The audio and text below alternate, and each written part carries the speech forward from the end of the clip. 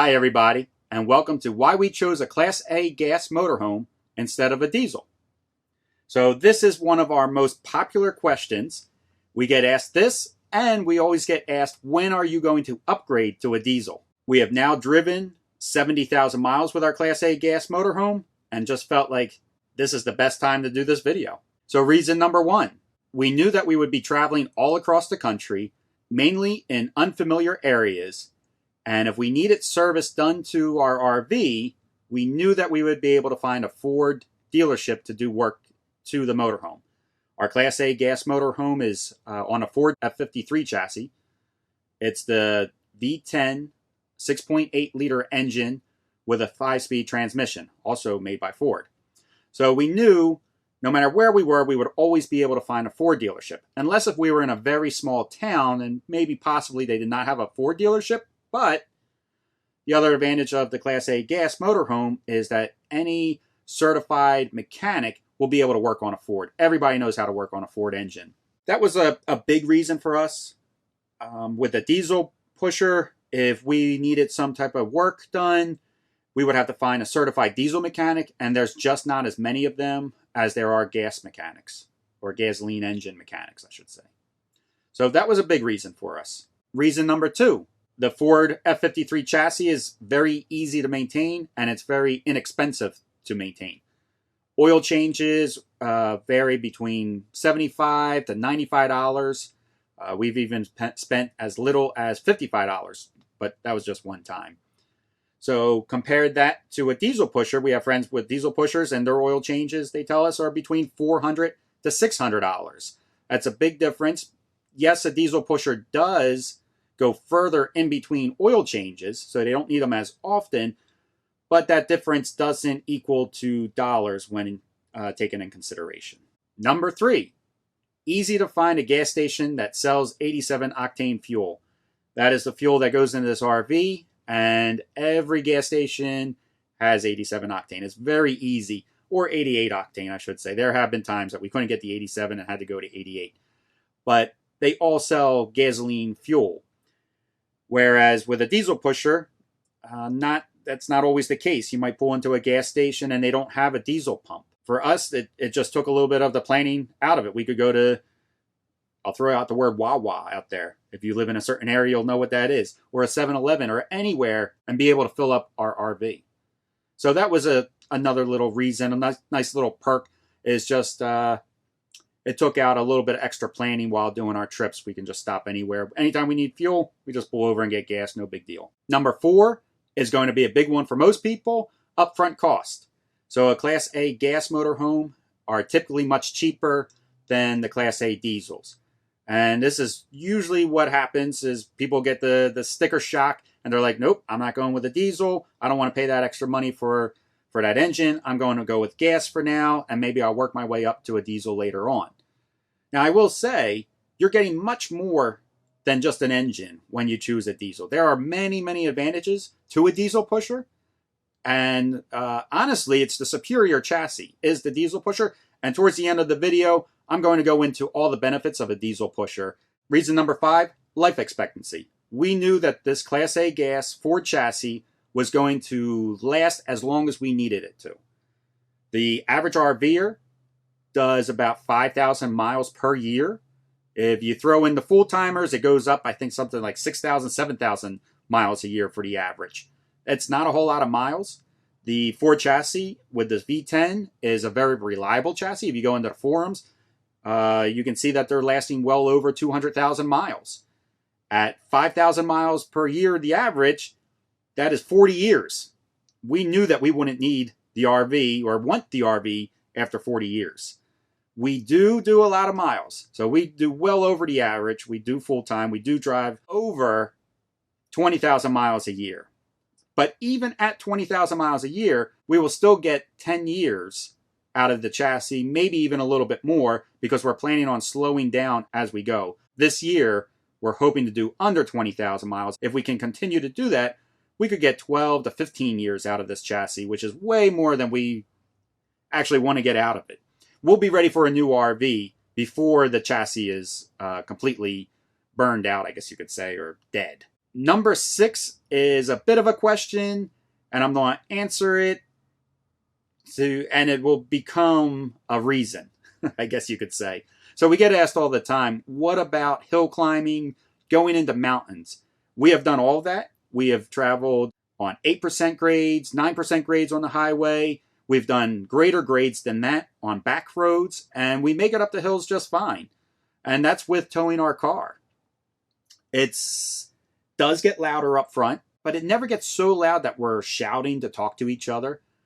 The engine does work harder to get up the hill, but it still has no, I shouldn't say it doesn't have any problem. We get up the hill just fine. A lot of times we even have to get into the passing lane to go around the trucks because they're moving so slow. And we'll just, pass them and get back into the right lane again. We don't hang out in the left lane. We're not going that fast, but we're definitely going faster than them. A diesel pusher will get you up that hill quieter, smoother, and quicker. But for us, hill climbing for us is only about 5% of our driving. Most of the driving that we do back and forth all across the country and all the different states is relatively flat. You might hit 2%, 3%, and that's nothing. That's easy for the RV to do. It's so rare that we hit these 7% grades, 8% grades, and 9% grades. To us, to have the extra horsepower and torque, it didn't really matter to us. We're just towing a small car. Reason number 7 is size. We wanted a Class A RV that was under 30 foot. So that actually kind of wiped out all of the Class A diesel motorhomes. There used to be a Class A diesel called a Via. They don't make it anymore. It was a very, very small Class A that was a diesel. But other than that, I cannot think of any other Class A diesel RVs that are under 30 feet. So that was a big decision maker for us right there because we couldn't even find one. All of your diesel pushers are going to be over 30 feet.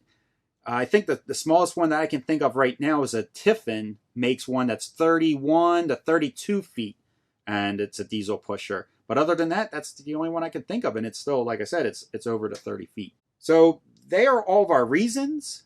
The Class A gas RV just met all of our expectations or even exceeded some of them. So we're very happy with the Class A gas motorhome. We get that question asked a lot. Would we buy another one? Absolutely. We really do enjoy it. We have 73,000 miles on our RV now, and it has been fantastic. It's been in the shop one time for an oxygen sensor when we first bought it within the first month. That was 67,000 miles ago or something like that. So we haven't had it in the shop since. It's been a very reliable engine. It's been very easy for us to maintain, and it has gotten us everywhere we need to go. So there are all the reasons that we purchased it. But now I want to talk about some of the benefits of a diesel pusher. Advantage number 1 is towing capacity. So with a diesel pusher, you get more horsepower, you get more torque, you get a better transmission, and a stronger chassis, which equals more towing capacity. We are limited to 5,000 pounds in our gas coach. So that will allow us to tow a large car or a small SUV like a Ford Escape.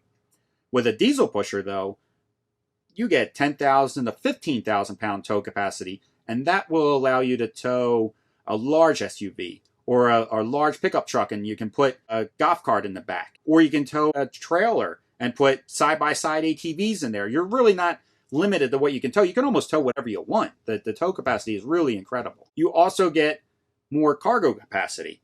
So with a Class A gas, if it's just Sabrina and I, we can load up our cargo base and not really worry too much about our overall weight and not going over capacity for the chassis.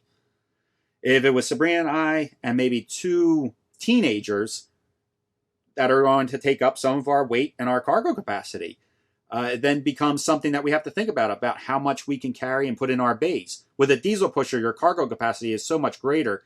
It shouldn't really be an issue. You should be able to have a family of 4 and still load up all your cargo bays with everything that you want. You should still take a look at the specs and just be sure of that and have your motorhome weighed because there are a lot of people out there driving around with too much weight. They are overweight, and that can become dangerous. But with a diesel pusher, you do have that increased cargo capacity, and it's nice not to have to worry about what you bring on a trip with you. The other nice thing about the diesel pushers is with the engine in the back of the RV, it stays very quiet up in the cab area. you don't hear it revving and making noise or anything like that. So when you are climbing these hills and the engine revs, it's really not going to affect you too much. You're over 30 feet away from that thing. So it does stay quieter. With the extra horsepower and torque, you're going to climb the hills a little easier, a little faster, smoother. One of the other advantages to the diesel chassis is that most of the time you're on an air suspension. That's just, it outperforms the gas chassis. So it's going to absorb bumps and shaking and all that a lot better. So you're going to have a smoother, quieter ride in a diesel pusher. So they're like the major advantages to a diesel pusher. And I honestly believe when you stack them side by side, the diesel pusher is the superior of the two choices. But what you got to do is you just got to take a look at how you're going to be traveling. What are you going to be carrying? What do you want to tow? Where will you be going? And just decide what makes more sense for you. For us, it's the Class A gas. It just makes more sense for what we need. Would we buy a diesel pusher? Sure. If there was a floor plan out there and we really liked it and we could get a good price, we would go with a diesel pusher. We have nothing against diesel pushers. So I think that's all of our points. I hope you enjoyed the video. If you liked it, you can give it a thumbs up. If you disliked it, you can give it a thumbs down. If you liked it, share it with all your friends. If you disliked it, share it with everybody you hate. And subscribe to the channel, and we will see you next time. Bye, everybody. Take care, and safe travels.